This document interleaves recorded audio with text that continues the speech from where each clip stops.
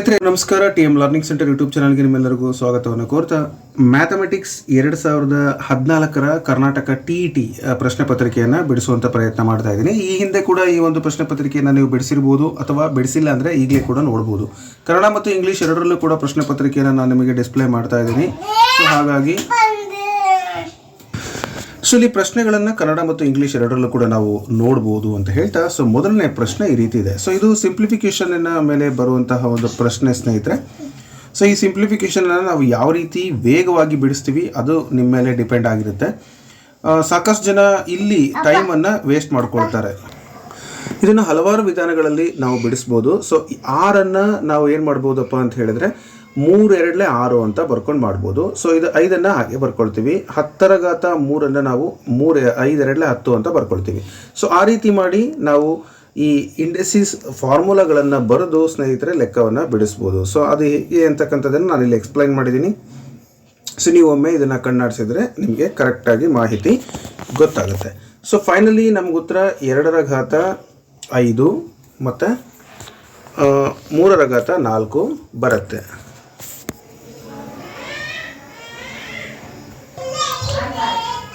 So ಹಾಗಾಗಿ ಈ simplification ನಂತರ ನಿಮಗೆ 2ರ ಘಾತ 5 ಅಂದರೆ 32, 3ರ ಘಾತ 4 ಅಂದರೆ 81. So final answer 2592. So option ಬಿನಲ್ಲಿ ಅದನ್ನು ನಾವು ನೋಡ್ತಾ ಇದ್ದೀವಿ ಸ್ನೇಹಿತರೆ. ಹಾಗಾಗಿ ಇದನ್ನು ನೋಟ್ ಮಾಡ್ಕೊಳ್ಳಿ. ಸೊ ನೀವು ಕೂಡ ಸ್ಪೀಡಾಗಿ ಹೇಗೆ ಲೆಕ್ಕ ಮಾಡ್ತೀರಾ, ಮತ್ತು 150 ಪ್ರಶ್ನೆಗಳು ಪರೀಕ್ಷೆಯಲ್ಲಿ ನಿಮಗೆ ಉಳಿ ಬರುತ್ತೆ. ಸೊ 150 ನಿಮಿಷ ನಿಮಗೆ ಟೈಮ್ ಇರುತ್ತೆ. ಸೊ ಈ 150 ಪ್ರಶ್ನೆಗಳಿಗೆ 150 ನಿಮಿಷ ಅಂದಾಗ ಸೊ ನಿಮ್ಮ ಎನಿಮಿ ಯಾರು? ಮ್ಯಾಥಮೆಟಿಕ್ಸ್. ಅಲ್ಲಿ ಟೈಮ್ ಕಿಲ್ ಮಾಡ್ತಾರೆ. ಕಿಲ್ ಆಗಬಾರ್ದು ಅಂತ ಹೇಳಿದರೆ ನೀವೇನು ಮಾಡಬೇಕು? ಲೆಕ್ಕಗಳನ್ನು ಚೆನ್ನಾಗಿ ಮಾಡಬೇಕು. ಸೊ ಇಲ್ಲಿ ನೀವು ಇದೇ ಪ್ಯಾಟ್ರನಲ್ಲಿ ಬೇರೆ ಬೇರೆ ಲೆಕ್ಕಗಳನ್ನು ಪ್ರಾಕ್ಟೀಸ್ ಮಾಡೋದು ಮರಿಬೇಡಿ. ಇಲ್ಲಿ ಒಂದು ಪ್ರಶ್ನೆ ಕೊಟ್ಟಿದ್ದಾರೆ. 2 ಸಂಖ್ಯೆಗಳ ಒಂದು ವ್ಯತ್ಯಾಸ ಮತ್ತು ಅವುಗಳ ಮೊತ್ತ 9ರಷ್ಟಿದೆ. ಸೊ ನೋಡಿ, 2 ಸಂಖ್ಯೆಗಳ ವ್ಯತ್ಯಾಸ 11 ಅಂತ ಕೊಟ್ಟಿದ್ದಾರೆ ಮತ್ತು ಅವುಗಳ ಮೊತ್ತ 5/1 9. ಆದರೆ ಅದರ ಒಂದು ಸಂಖ್ಯೆಗಳನ್ನು ಕಂಡುಹಿಡಿಯಿರಿ ಅಂತ ಇದೆ. ಸೊ ಇಂಗ್ಲೀಷ್ನಲ್ಲಿ ನೋಡೋದಾದರೆ the difference of the 2 numbers is 11 and 150 ಅಂದರೆ 5/1 ಒಂದು ಅವುಗಳ ಒಂದು ಮೊತ್ತ 9 ಆದರೆ ಆ ಸಂಖ್ಯೆಗಳು ಯಾವ್ಯಾವು ಅಂತ ಕೇಳಿದ್ದಾರೆ. ಸೊ ನೀವು ಆಪ್ಷನ್ಸನ್ನು ನೋಡೋ ಅವಶ್ಯಕತೆ ಇಲ್ಲ. ಡೈರೆಕ್ಟಾಗಿ ಏನು ಕೊಟ್ಟಿದ್ದಾರೆ ಇದಕ್ಕೆ ಸಂಬಂಧಪಟ್ಟಂತೆ ನೀವು ಈ ಕ್ವಶನ್ಗಳನ್ನು ಬರ್ಕೋಬೇಕಾಗತ್ತೆ. ಮೊದಲಿಗೆ ಆ 2 ಸಂಖ್ಯೆಗಳನ್ನು ಎ ಮತ್ತು ಬಿ ಅಂತ ಬರ್ಕೊಳ್ತೀವಿ. ಡಿಫರೆನ್ಸ್ ಅಂತ ಕೊಟ್ಟಿರೋದ್ರಿಂದ ನಾವು a - b = 11 ಅಂತ ಬರ್ಕೊಳ್ತೀವಿ. ಈ ಕ್ವಶನ್ ನಂಬರ್ 1. ಇನ್ನು 5/1 ಅವುಗಳ ಮೊತ್ತದ 5/1 ಅಂತ ಇದೆ. a + b × 1/5 ಅಂತ ಬರ್ಕೊಂಡು ದಟ್ ಈಸ್ ಈಕ್ವಲ್ ಟು 9. ಅದರ ಬೆಲೆ 9 ಅಂತ. ಸೊ 5ಅನ್ನು ಆಚೆ ಕಡೆ ಕಳಿಸಿದರೆ 9 × 5 ಆಗುತ್ತೆ. ಸೊ ಇಲ್ಲಿ ಸಿಂಪ್ಲಿಫಿಕೇಷನನ್ನು ಮಿಸ್ ಮಾಡ್ಕೋಬೇಡಿ. ಸೊ ಆಗ 45 ಉತ್ತರ ಬರುತ್ತೆ. ಸೊ ಇದನ್ನು ಈ ಕ್ವಶನ್ ನಂಬರ್ 2 ಅಂತ ಬರ್ಕೊಳ್ಳೋಣ. a + b a - b 2 ಸೂತ್ರಗಳು ನಿಮಗೆ ಸಿಕ್ಕಿದೆ ಇಲ್ಲಿ. ಸೊ ಈ ಕ್ವಶನ್ 1 ಮತ್ತು 2ಅನ್ನು ನೀವು ಒಂದೇ ಕಡೆ ಬರ್ಕೊಂಡು ಆ್ಯಡ್ ಮಾಡಿದಾಗ -b + b ಕ್ಯಾನ್ಸಲ್ ಆಗಿ 0 ಬರುತ್ತೆ. ಅಂದರೆ 2a = 56. ಸೊ ಎನ ಬೆಲೆ ಬಂದು 28 ಆಗುತ್ತೆ. ಒಂದು ಈಕ್ವೇಷನ್ಗಾದರೂ ಹಾಕಿ, ಎರಡನೇ ಈಕ್ವೇಷನ್ಗಾದರೂ ಹಾಕಿ ಎನ ಬೆಲೆಯನ್ನು ನೀವು ಸಬ್ಸ್ಟಿಟ್ಯೂಟ್ ಮಾಡಿದರೆ ಬಿ ಬೆಲೆ ನಮಗೆ ಸಿಗುತ್ತೆ. ಸೊ ಬಿ ಬೆಲೆ ಎಷ್ಟು ಬಂತು? 17 ಬಂತು. ಓಕೆ. ಸೊ ಎನ ಬೆಲೆ 28 ಆದರೆ ಬಿನ ಬೆಲೆ 17. ಇದು ಬಂದು ಆಪ್ಷನ್ ಡಿನಲ್ಲಿ ಈ ಉತ್ತರವನ್ನು ನಾವು ನೋಡ್ತಾ ಇದ್ದೀವಿ. ಅದೇ ರೀತಿ ಇದೇ ಥರದ ಬೇರೆ ಬೇರೆ ಲೆಕ್ಕಗಳನ್ನು ಕೂಡ ನೀವು ಪ್ರಾಕ್ಟೀಸ್ ಮಾಡಬೇಕಾಗತ್ತೆ. ಸೊ ಹೇಗೆ ಈಕ್ವೇಷನನ್ನು ಬರ್ಕೋಬೇಕು, ಲೀನಿಯರ್ ಈಕ್ವೇಷನನ್ನು ಹೆಂಗೆ ಬರ್ಕೋಬೇಕು, ವೇರಿಯೇಬಲ್ಸ್ 2 ಇದ್ದಾವೆ. ಲೀನಿಯರ್ ಈಕ್ವೇಷನ್ ಇನ್ 2 ವೇರಿಯೇಬಲ್ಸ್ ಪಾಠದ ಮೇಲೆ ಆ ಒಂದು ಪ್ರಶ್ನೆ ಬಂದಿತ್ತು. ಸೊ ಆ ಚರಾಕ್ಷರಗಳ ಬೆಲೆಯನ್ನು ಕೂಡ ನೀವು ಕಂಡುಹಿಡಿದಿದ್ದೀರಾ. ಕೆಲವರು ಶಾರ್ಟ್ಕಟ್ ಮೆಥಡನ್ನು ಬಳಸಿ ಕಂಡುಹಿಡಿತಾರೆ. ಅದು ನಾನಲ್ಲಿ ನಿಮಗೆ ಆ್ಯಸ್ ಯೂಶುವಲ್ ಮೆಥಡನ್ನು ನಾನು ನಿಮಗೆ ತಿಳಿಸ್ಕೊಟ್ಟಿದ್ದೀನಿ. Go to the next problem. 3ರಿಂದ ಭಾಗವಾಗುವ ಎಲ್ಲ 2 ಅಂಕಿಗಳ ಮೊತ್ತ the sum of all the 2 digit numbers divisible by 3 ಅಂತ ಕೊಟ್ಟಿದ್ದಾರೆ. ಅಂದರೆ ಈ 3ರಿಂದ ಡಿವೈಡ್ ಆಗ್ತಕ್ಕಂತಹ ಲೆಕ್ಕಗಳು 2 ಅಂಕಿಯ ಸಂಖ್ಯೆಗಳು ಅಂದರೆ 3 3 9, 3 1 3, 3 2 6, 3 3 9, 3 4 12. ಸೊ 2 ಅಂಕಿ ಸ್ಟಾರ್ಟ್ ಆಗೋದಂದರೆ 12ರಿಂದ. ಸೊ ಕೊನೆಗೆ 99. ಇದು ಕೂಡ ಸೊ ಇವೆರಡೂ ಕೂಡ ಇದು ಫಸ್ಟ್ ನಂಬರ್ 12, ಕೊನೆ ನಂಬರು 99 ಆಗಿರುತ್ತೆ.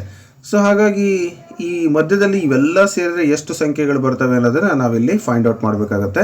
ಅದಕ್ಕಾಗಿ ಯಾರ ಮೊರೆ ಹೋಗ್ಬೇಕು ನೀವು? Arithmetic progression. Yes, A P ಮೇಲೆ ಲೆಕ್ಕಗಳು ಬರುತ್ತೆ. ಮೊದಲ ಸಂಖ್ಯೆ 12, ಕೊನೆಯ ಸಂಖ್ಯೆ 99. So A P arithmetic progression 12, 15, 18 up to 99. So ಇಲ್ಲಿ ನಮ್ಗೆ ಗೊತ್ತು ಎ ಅಂದರೆ ಮೊದಲನೇ ಬೆಲೆ 12, ಡಿಫ್ರೆನ್ಸ್ ಕಾಮನ್ ಡಿಫ್ರೆನ್ಸ್ 3, ಕೊನೆಯ ಸಂಖ್ಯೆ ಎಲ್ 99, ಎನ್ ವ್ಯಾಲ್ಯೂ 30 ಸಂಖ್ಯೆಗಳು ಇರ್ತವೆ. ಸೊ ಎನ್ನನ್ನು ಹೇಗೆ ಕಂಡುಹಿಡಿದ್ರಿ ಅಂತ ಹೇಳಿದರೆ, ನೀವು 99 ಇದೆ, ಇಲ್ಲಿ ಮೊದಲನೇದು 12 ಇದೆ. ಸೊ ಇವುಗಳ ಡಿಫರೆನ್ಸ್ ನಿಮಗೆ ಗೊತ್ತಾದರೆ ಎನ್ ಈಸ್ ಈಕ್ವಲ್ ಟು 30 ಅನ್ನೋದು ನಿಮಗಿಲ್ಲಿ ಗೊತ್ತಾಗ್ಬಿಡುತ್ತೆ. ಸೊ ಸೂತ್ರ ಇದೆ, S N is equal to n/2 into A plus L. ಈ ಸೂತ್ರವನ್ನು ನೀವು ನೆನಪಿಟ್ಕೋಬೇಕು. ಇದ್ರ ಮೇಲೆ ಕೂಡ ನಿಮಗೆ ಲೆಕ್ಕಗಳು ಬಂದೇ ಬರುತ್ತೆ. ಸೊ ಈ ಸೂತ್ರಕ್ಕೆ ನೀವು ಅಪ್ಲಿಕೇಶನ್ ಮಾಡಿದ್ರೆ ನಿಮಗೆ 1665 ಉತ್ತರ ಬರುತ್ತೆ. ಅದು ಆಪ್ಷನಲ್ ಎನಲ್ಲಿ ಇತ್ತು. ಇದನ್ನೇ ನಾನು ಎಕ್ಸ್ಪ್ಲೇನ್ ಮಾಡೋ ಅವಶ್ಯಕತೆ ಇಲ್ಲ. ಸ್ಕ್ರೀನ್ಶಾಟ್ ತಗೊಳ್ಳಿ, ನೋಟ್ಸು ಸಿಗುತ್ತೆ ನಿಮಗೆ. ಟೈಮು ಕೂಡ ವಿಡಿಯೋ ನೋಡಿ ಉಳಿತಾಯ ಆಗುತ್ತೆ. ಹಾಗೆ ವಿಡಿಯೋ ಸ್ಕ್ರೀನ್ ಮೇಲ್ಗಡೆ ನೀವು ಸ್ಪೀಡಪ್ ಮಾಡ್ಕೋಬೋದು. ನಾನು ಹೇಳೋದು ಸ್ಲೋ ಅಂತ ಅನಿಸಿದರೆ ಯಾರೆಲ್ಲ ಇಂಟೆಲಿಜೆಂಟ್ ಇದ್ದೀರಿ ಅವರಿಗೆ ಸ್ಪೀಡ್ ಮಾಡಿಕೊಂಡು ನೋಡ್ಬೋದು ವಿಡಿಯೋನ ಅಂತ ಹೇಳ್ತಾ ಮುಂದಿನ ಪ್ರಶ್ನೆಯನ್ನು ನೋಡ್ತಾ ಹೋಗೋಣ. ಇಲ್ಲಿ ಒಂದು 8th ಸ್ಟ್ಯಾಂಡರ್ಡ್ ಫಸ್ಟ್ ಚಾಪ್ಟರ್ ಅನ್ಸುತ್ತಿದ್ದು, ನೀವು ನೋಡ್ಬೋದು. ಇಲ್ಲಿ ಈ ಥರದ ಈಕ್ವೇಷನ್ಗಳನ್ನು ಕೊಟ್ಟು ಒಂದೊಂದು ಲೆಟರನ್ನು ಇಂಗ್ಲೀಷಲ್ಲಿ ಲೆಟರ್ ಕೊಟ್ಟಿರ್ತಾರೆ. ಆ ವ್ಯಾಲ್ಯೂವನ್ನು ಕಂಡುಹಿಡೀರಿ ಅಂತ, ಅಂದರೆ ಕೆನ ಬೆಲೆಯನ್ನು ಕಂಡುಹಿಡೀರಿ ಅಂತ ನಮಗೆ ಇಲ್ಲಿ ಕೇಳಿದ್ದಾರೆ. ಏನು ಕೊಟ್ಟಿದ್ದಾರೆ? 1k into 1k is equal to k to k ಅಂತ ಕೊಟ್ಟಿದ್ದಾರೆ. ಸೊ ಹೇಗೆ ಕಂಡುಹಿಡಿಬೇಕು? ಆಪ್ಷನ್ಸನ್ನು ನೋಡಿಬಿಟ್ಟು ಕಂಡುಹಿಡಿಬೇಕು. ಸೊ ಆಪ್ಷನ್ಸಲ್ಲಿ ಏನೇನು ಕೊಟ್ಟಿದ್ದಾರೆ ನೋಡಿ, 1, 2, 3, 4 ಅಂತ ಕೊಟ್ಟಿದ್ದಾರೆ. ಅಲ್ಲಿ ಯಾವುದೇ ಸಂಖ್ಯೆಯನ್ನು ಗುಣಿಸಿದಾಗ ಅದೇ ಸಂಖ್ಯೆ ಬರುತ್ತೆ ಅಂತಂದರೆ ಒಂದು ಬರುತ್ತೆ, ಇನ್ನೊಂದು 5 ಬರುತ್ತೆ. 1 1 5 5 25. ಸೊ ಬಿಡಿ ಸ್ಥಾನದಲ್ಲಿ 5 ಬರಬೇಕು ಅಂದರೆ 1 ಅಥವಾ 5, ಇನ್ನು 6 36. ಸೊ ಇಲ್ಲೂ ಕೂಡ 6 ಚಾನ್ಸಸ್ ಇದೆ. ಸೊ ನೀವಿಲ್ಲಿ ಏನು ಮಾಡ್ಬೋದು? ಸೊ ಇಲ್ಲಿ ಆಪ್ಷನಲ್ಲಿ ಇರೋವಂಥದ್ದು ಒಂದೇ ವ್ಯಾಲ್ಯೂ ಇದೆ, ಅಲ್ಲಿ 1 ಅಂತ ಇದೆ. ಸೊ ಇನ್ನು 2 3 4 ಬರೋದಿಲ್ಲ. So K is equal to 1 ಅಂತ ಆಗಿರೋ ಚಾನ್ಸಸ್ ಇದೆ. ಅದನ್ನು ಕಂಡುಹಿಡಿಬೇಕೋ ಬೇಡ? ಕಂಡುಹಿಡಿದು ನೋಡಿ. ಕಂಡುಹಿಡಿಲಿಲ್ಲ ಅಂದರೂ ನಿಮ್ಗೆ ಉತ್ತರ ಗೊತ್ತಾಗುತ್ತೆ. So answer is 1. Next problem ಬಂದು ಎನ್ ಒಂದು ಧನ ಪೂರ್ಣಾಂಕ ಆದರೆ 3⁴n ಮೈನಸ್ 4⁻3n ಇದು ಭಾಗವಾಗುವುದು ಅಂತ ಕೊಟ್ಟಿದ್ದಾರೆ. ಸೊ ಯಾವ ಸಂಖ್ಯೆಯಿಂದ ಭಾಗ ಆಗುತ್ತೆ? If n is any positive integer then 3⁴n minus 4⁴3n is always divisible by ಅಂತ ಕೊಟ್ಟಿದ್ದಾರೆ. ಸೊ ಹೇಗೆ ಮಾಡಬೇಕು? ಮೊದಲಿಗೆ ನಾವು ಇದನ್ನು ಕೂಡ ಒಂದೊಂದು ವ್ಯಾಲ್ಯೂವನ್ನು ನಾವು ಅಂದಾಜು ಮಾಡಬೇಕು. ಎನ್ನ ಜಾಗದಲ್ಲಿ ಯಾವ ಸಂಖ್ಯೆ ಇರಬಹುದು ಅಂತ. ಸೊ ಹೇಗೆ ಗೆಸ್ ಮಾಡೋಣ? ಸೊಲ್ಯೂಷನಲ್ಲಿ ಪುಟ್ n ಇಸ್ ಈಕ್ವಲ್ ಟು 1, ಮೊದಲನೇದು 1 ಹಾಕೋಣ. ಸೊ ಆಗೇನಾಗುತ್ತೆ?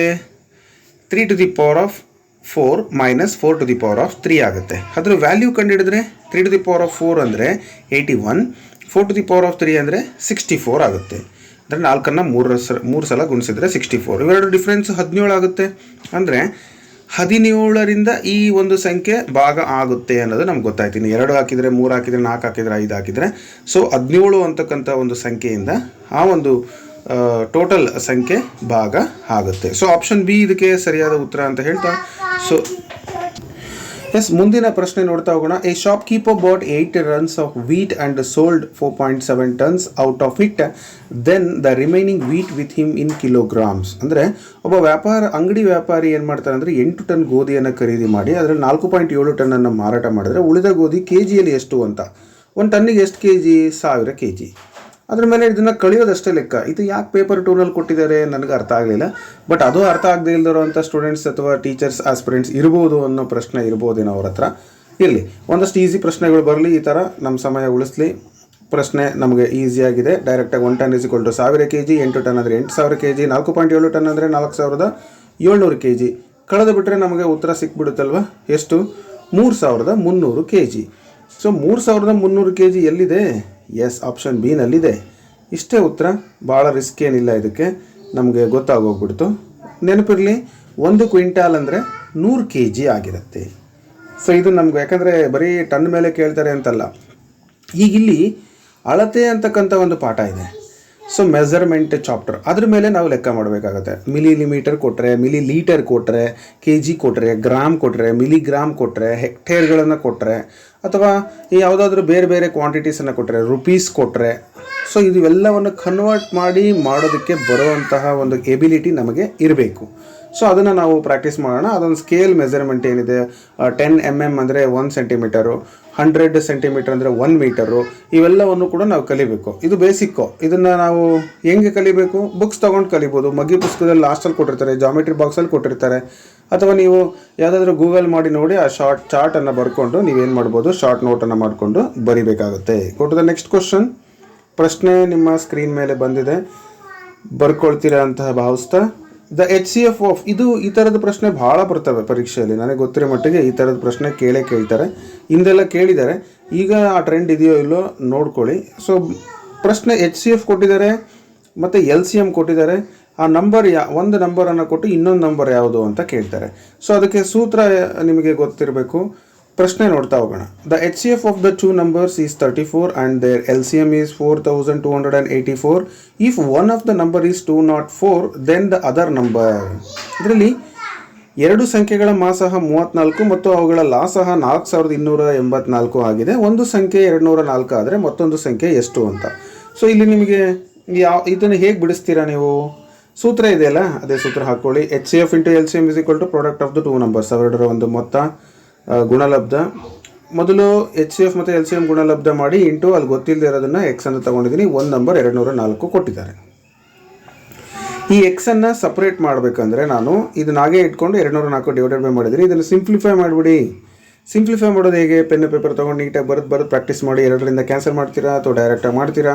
ಆನ್ಸರ್ ಬಂದು 714 ಬರುತ್ತೆ. ಆಪ್ಷನ್ ಬಿನಲ್ಲಿ ಆ ಉತ್ತರವನ್ನು ನಾವಿಲ್ಲಿ ನೋಡ್ತಾ ಇದ್ದೀವಿ.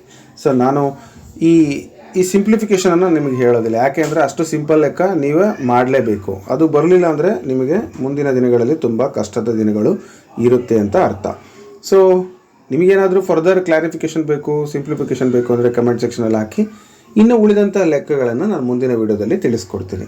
ಸೊ ಇದಿಷ್ಟು. ಹಾಗೆ ಪೇಯ್ಡ್ ಮೆಂಬರ್ಸ್ ಏನಿದ್ದೀರಿ ಅಂದರೆ ಯಾರೆಲ್ಲ ಕೋರ್ಸಿಗೆ ಜಾಯ್ನ್ ಆಗಿದ್ದಾರೆ ಅವರಿಗೆ ನಿಮ್ಮ ವಾಟ್ಸಪ್ಗೆ ಈ ಇದನ್ನು ಅಥವಾ ಟೆಲಿಗ್ರಾಮ್ ಗ್ರೂಪಲ್ಲಿ ನೀವು ಜಾಯ್ನ್ ಆಗಿದ್ದರೆ ಅಥವಾ ಇದರ PDF ಅನ್ನು ನಾನು ನಿಮಗೆ ಡೈರೆಕ್ಟಾಗಿ ಕಳಿಸ್ಕೊಡ್ತೀನಿ. ಓಕೆ. ಸೊ ನಿಮ್ಮ ಸಮಯ ಅಲ್ಲಿ ಉಳಿತಾಯ ಆಗುತ್ತೆ ಅಂತ ಹೇಳ್ತಾ ಇದೇ ಥರದ ಸಾಕಷ್ಟು ವಿಡಿಯೋಗಳಿಗಾಗಿ ಚಾನಲನ್ನು ಸಬ್ಸ್ಕ್ರೈಬ್ ಮಾಡ್ಕೊಳ್ಳಿ. ಧನ್ಯವಾದಗಳು. ಪೇಯ್ಡ್ ಕೋರ್ಸ್ ಇದೆ. ಇವತ್ತು ನೀವೇನು ನೋಡ್ತಾ ಇದ್ದಾರೆ ಕನ್ನಡ ರಾಜ್ಯೋತ್ಸವದ ಪ್ರಯುಕ್ತ ಮತ್ತು 50 ರೂಪಾಯಿ ಕಡಿಮೆ, ಕೇವಲ 450 ರೂಪಾಯಿಗೆ ಕೋರ್ಸ್ ಜೊತೆಗೆ ಅದರಲ್ಲೇ ಟೆಸ್ಟ್ ಸೀರೀಸ್ ಇರುತ್ತೆ. ಅವೆಲ್ಲವೂ ಕೂಡ ಉಚಿತವಾಗಿ ನಿಮಗೆ ಸಿಗುತ್ತೆ. ಧನ್ಯವಾದಗಳು. ನಮ್ಮ ಆ್ಯಪ್ನ ಲಿಂಕ್ ಬೇಕಂದರೆ ನಮ್ಮ ಮೊಬೈಲ್ ನಂಬರ್ಗೆ ಒಂದು SMS ಮಾಡಿ, ವಾಟ್ಸಪ್ ಮಾಡಿ. 8123441226 ನಂಬರ್ಗೆ ನೀವು ಹಾಯ್ ಅಂತ ಕಳಿಸಿದರೆ ಲಿಂಕ್ ಬರುತ್ತೆ, ಡೌನ್ಲೋಡ್ ಮಾಡ್ಕೊಳ್ಳಿ. ಬೇಕಂದರೆ ಕೋರ್ಸ್ಗೆ ಜಾಯ್ನ್ ಆಗ್ಬೋದು. ಅಥವಾ ಬರೀ 99 ರೂಪೀಸ್ಗೆ ಒಂದು ಟೆಸ್ಟ್ ಸೀರೀಸ್ ಇದೆ, ಅದು ಗಣಿತ ಮಾತ್ರ. ಭಾಳ ಜನ ಕನ್ಫ್ಯೂಸ್ ಮಾಡ್ಕೋಬೇಡಿ, ಗಣಿತ ಮಾತ್ರ. ಸೊ ನಿಮ್ಗೆ ಬೇಕಂದರೆ ಇಂಟ್ರೆಸ್ಟ್ ಇರೋ ತೊಗೋಬೋದು. ಧನ್ಯವಾದಗಳು. ಇದರ ವಿಡಿಯೋ ಕಂಟಿನ್ಯೂ ಆಗುತ್ತೆ. ಎಲ್ಲ ಕ್ವಶನ್ ಪೇಪರ್ನ ಬಿಡಿಸುವಂಥ ಪ್ರಯತ್ನ ನಾನು ಮಾಡೇ ಮಾಡ್ತೀನಿ.